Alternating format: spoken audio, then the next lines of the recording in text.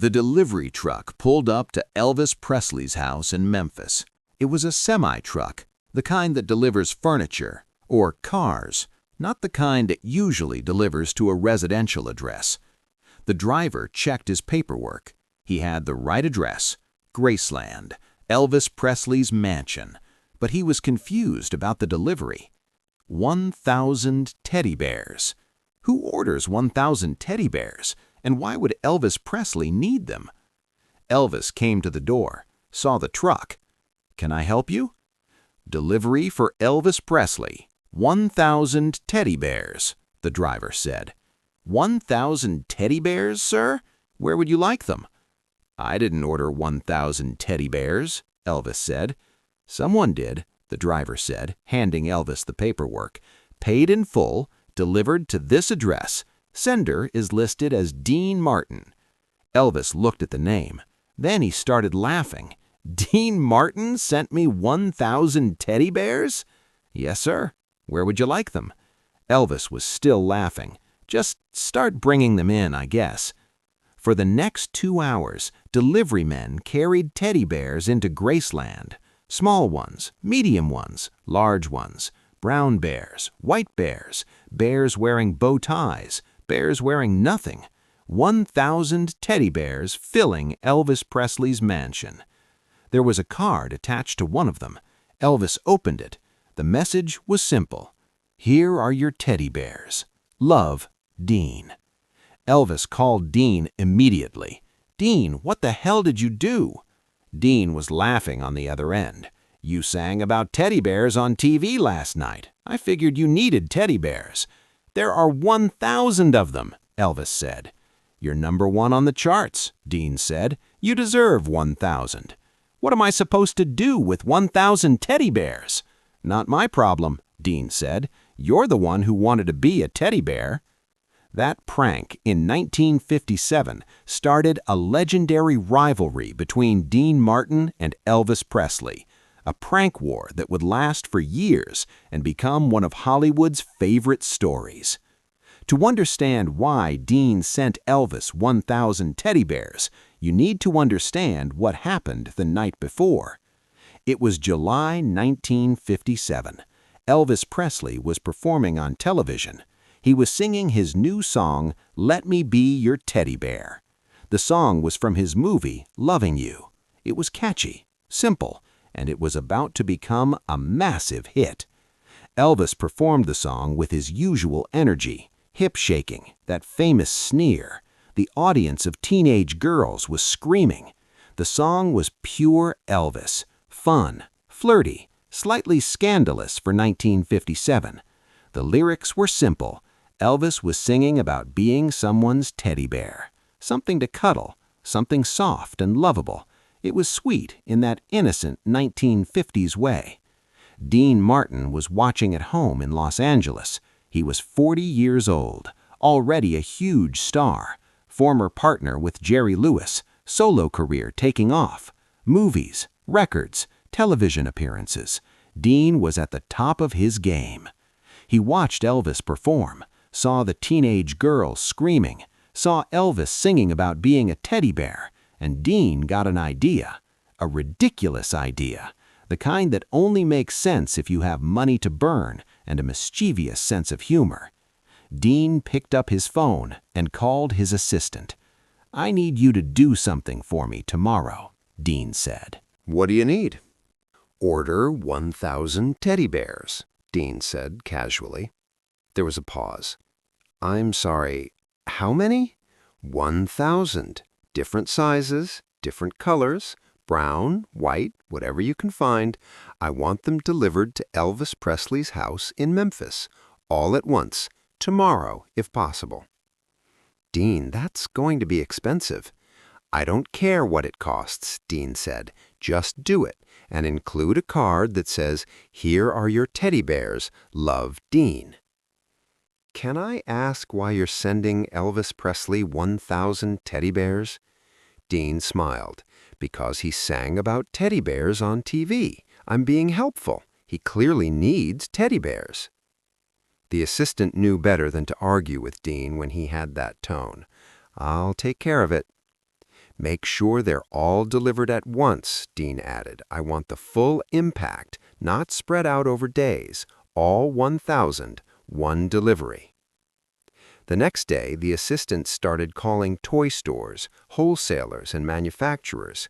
I need teddy bears, as many as you can provide, today. It took most of the day, but by evening, 1,000 teddy bears had been collected, loaded onto a semi-truck, and were heading to Memphis. The truck arrived at Graceland the following morning, which brings us back to Elvis standing at his door, staring at a semi-truck full of teddy bears. Elvis's staff didn't know what to do. Where do you put 1,000 teddy bears? They started placing them in the living room, then the hallway, then the entryway. Bears were everywhere. Elvis walked through his house, laughing and shaking his head. Every room had teddy bears, big ones in the corners, small ones on tables, medium ones on chairs. His mansion looked like a toy store. Let Me Be Your Teddy Bear hit #1 on the charts a few weeks after the prank. Elvis was genuinely #1, which made Dean's joke even funnier. Dean had sent 1,000 bears when Elvis was still climbing the charts. Now Elvis actually was #1, with a house full of teddy bears to prove it. Elvis kept the bears for a while. Eventually, he started giving them away to friends, to fans who visited Graceland, to children's hospitals in Memphis. It took months to get rid of all 1,000 teddy bears. But Elvis didn't forget. Dean Martin had pranked him hard. In Hollywood, there's an unwritten rule about pranks. You can't let a good prank go unanswered. Elvis needed revenge. A few weeks after the teddy bear incident, Dean received his own special delivery, 500 bottles of bourbon, all premium brands, all expensive, all delivered to Dean's house in Los Angeles. The card said, "Since you love drinking so much, love, Elvis." Dean opened the card and started laughing. Elvis had done his research. Dean's public persona was the lovable drunk, the guy with a drink in his hand, always slightly buzzed, always casual and loose. But here's the thing. Dean didn't actually drink much. The drink in his hand during performances? Usually apple juice. The drunk persona? An act. Dean was playing a character. The reality was Dean was mostly sober, professional, in control. So now Dean had 500 bottles of bourbon he didn't particularly want or need. Dean called Elvis. "I got your gift. You like it?" Elvis asked. "I figured 500 bottles should last you about a week." "Touché," Dean said. "Well played." "We're even now," Elvis said. "For now," Dean replied. The prank war had officially begun, and it would continue for years. Dean and Elvis, two of the biggest stars in entertainment, spending time and money trying to out-prank each other. A few months later, Dean sent Elvis a live peacock. Just showed up at Graceland. An actual peacock with a card. "Every king needs a royal bird. Love, Dean." Elvis didn't have a place to keep a peacock. He ended up donating it to the Memphis Zoo, but not before sending Dean his own response. Elvis sent Dean 500 pounds of pasta, Italian pasta, every variety imaginable, spaghetti, linguine, penne, rigatoni, all delivered in one massive shipment to Dean's house. The card said, "Since you're Italian, love, Elvis." Dean kept the pasta, gave most of it away to friends and restaurants, but he appreciated the joke. The pranks continued. Dean sent Elvis sheet music for polka songs. Elvis sent Dean a custom tuxedo that was intentionally 3 sizes too small. Dean sent Elvis a case of hair dye labeled "For when you need a new look." Elvis sent Dean a rocking chair with a card that said "For when you retire." None of the pranks were mean. They were always funny, creative, expensive, and most importantly, they showed a genuine friendship between two men who respected each other's talent. In interviews years later, both Dean and Elvis would talk about their prank war with affection. Dean was always coming up with something ridiculous, Elvis said in 1969. You never knew what was going to show up at your house, but it was always funny. That's what made Dean special. He never took anything too seriously. Dean said something similar about Elvis. Elvis had a great sense of humor. People saw him as this serious rock and roll guy, but he loved to laugh. He appreciated a good joke. That's why we got along. The teddy bear prank became the most famous of all their pranks. It was the first, it was the biggest, and it was perfectly Dean Martin, taking something literally, doing it to an absurd degree, and then acting like it was the most normal thing in the world. You sang about teddy bears, so I sent you teddy bears. What's the problem? That was Dean's entire philosophy. Find the humor in everything. Never take yourself too seriously. And if you're going to do something, do it big. 1,000 teddy bears is big. The prank also showed something else about Dean. He paid attention. He watched other performers. He noticed what they were doing. And he used that information not to compete, but to connect. The teddy bear prank wasn't about making fun of Elvis.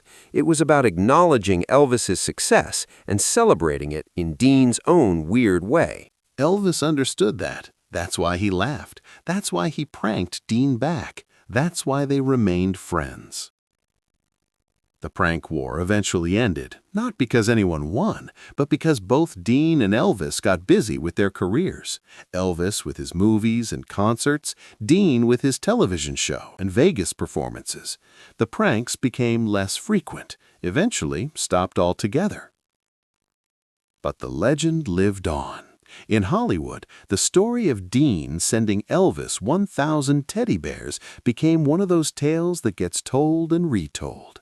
It appears in biographies, in documentaries, in articles about celebrity friendships. Because it's a perfect story. It's funny, it's absurd, it's expensive, and it's completely true. When Elvis died in 1977, Dean was asked about their friendship. He talked about the music, the respect, the talent, and then he smiled and said, "We had some good laughs. That's what I'll remember most." Elvis could take a joke. Not everyone can, but Elvis could, and he could give one back even better. The teddy bear prank represents something important about entertainment in the 1950s and 60s. Stars had fun with each other. They didn't take themselves too seriously. They could be competitive without being cruel. They could joke without being mean. Dean Martin sending Elvis Presley 1,000 teddy bears because Elvis sang about teddy bears. That's not something you see today. Today, celebrity feuds are bitter, public, nasty. Social media makes everything a battle. But in 1957, Dean could spend thousands of dollars on teddy bears as a joke. Elvis could laugh about it, prank him back, and they could both appreciate the absurdity and humor of the whole situation. That's what made the golden age of entertainment golden.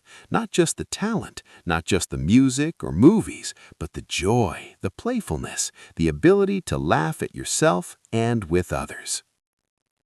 Dean Martin understood that better than almost anyone. He understood that entertainment should be fun for the audience and for the entertainers. So when Elvis sang about being a teddy bear, Dean didn't roll his eyes or ignore it. He leaned into it, made it absurd, made it funny, made it memorable. 1,000 teddy bears delivered in a semi-truck to Elvis Presley's mansion because Dean Martin had a sense of humor and the resources to make that humor a reality. If this story of legendary pranks and genuine friendship made you smile, make sure to subscribe and hit that thumbs up button. Share this video with anyone who needs to remember that entertainment should be fun. Leave a comment about the best prank you've ever pulled or had pulled on you, and ring that notification bell for more incredible stories about the golden age of entertainment when stars knew how to have a good time.